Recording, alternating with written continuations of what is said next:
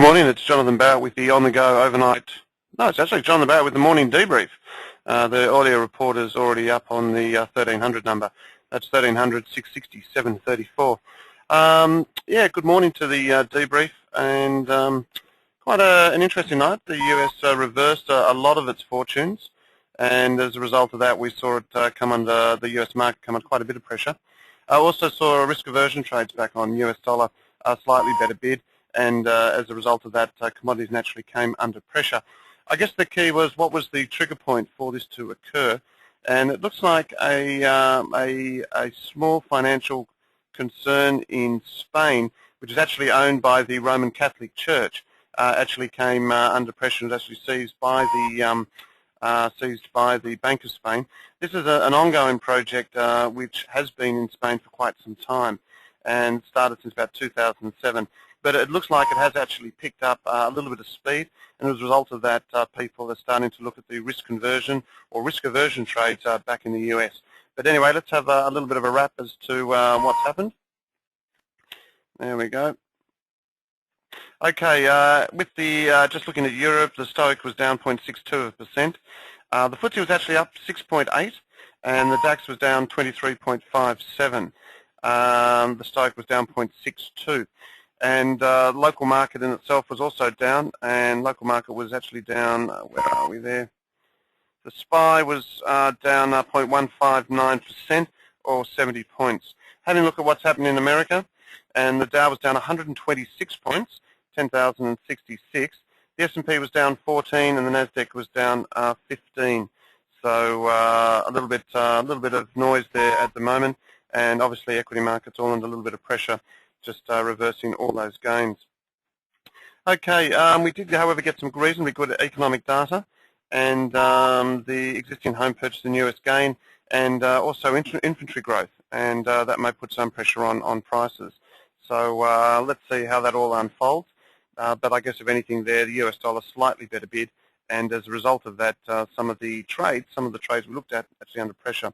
Okay, let's have a look at the market now, and particularly have a look at the dollar index, which is the one we normally start with. The US dollar, 86.53, and you can see by that hourly chart that we've had a little bit of a growth, a little bit of spurt there for the US dollar as a result of that. If we take into consideration that this is a head and shoulders move, then we should see this limited to around this level. If not, and we get more concern, particularly out of Spain, then obviously US dollar goes better bid, and we head back up through that 87.30. Having a look at the Aussie dollar now. Aussie is at 82.41, and this sort of formation, as you can see, is actually quite in a consolidation mode, really. And I guess if anything here, normally you find the Aussie, it breaks out to the top side through that 83.30 to 40 level. Chances are that we will start to trade higher. This sort of formation is more bullish than bearish. Okay, so keep an eye on that. Have a look at the euro. Obviously, US dollar slightly better bid across the board. Good support here at 123.20, and break through that sends it down to 22. As I said, we need to see more news as to whether or not that will continue. Having a look at some of the commodities now, and obviously gold was the main one. That's up quite a bit there, but certainly off its highs, up around about $20 at one stage. 11.95, 96 was the high. We're at 11.91.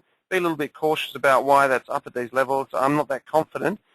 We've got some concerns in Gaza at the moment, and that's certainly, I think, aiding gold. If anything, that's more to do with gold trading higher than anything else. Okay, having a look at some of the other ones, looking at crude. Crude just trading around that 70. And as I said, when you look at that sort of chart, still within a bit of a range, just going sideways, so quite supportive of that. Looking at copper. Copper still looking quite good. As we know, we're actually long copper, still like it. And we're wrong if we take out through that 292, but I think dips can be looked at and well supported.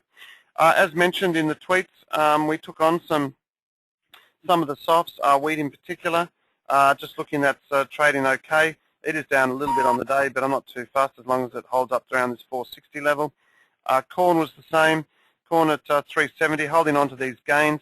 I do like corn a little bit better, and as we are long corn, I like this formation. I think it does actually lend well to the market trading a little bit higher. Let's see how we go. Sugar came back just a little bit. No surprises there. Always just a little bit of a correction there, but still like that trade. And soybeans slightly back a little bit, but nothing too aggressive there, and still supportive of a lot of those grains at the moment, because I feel that we've still got some good things to come from them. Okay, let's have a quick look now at what's out on the economic calendar.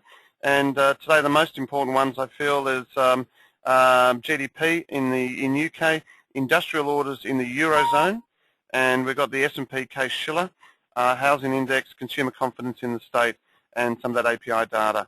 So quite important in terms of those, what's happening out of there. And if anything, we should get some lead. I would like to see industrial production, particularly in the Eurozone, looking better bid than offered, and that will give me some confidence over the contagion that is expected in the Euro. As mentioned, the area, the problems in Spain, I think, are problems that have been there for a long time. They're not associated with the current route, so if anything, I think the market should wash this over in Europe, but you never know. The market is quite jittery at the moment, so if anything, we'd expect this volatility to continue. So that's about it from me. I hope you all have a good day. You know where we're favouring and what trades we're actually favouring at the moment. Stay tuned to the Twitters and also Facebook there for a bit of an idea of what we're actually doing. That's about it from me. Hope you have a great day, and we'll talk to you tomorrow.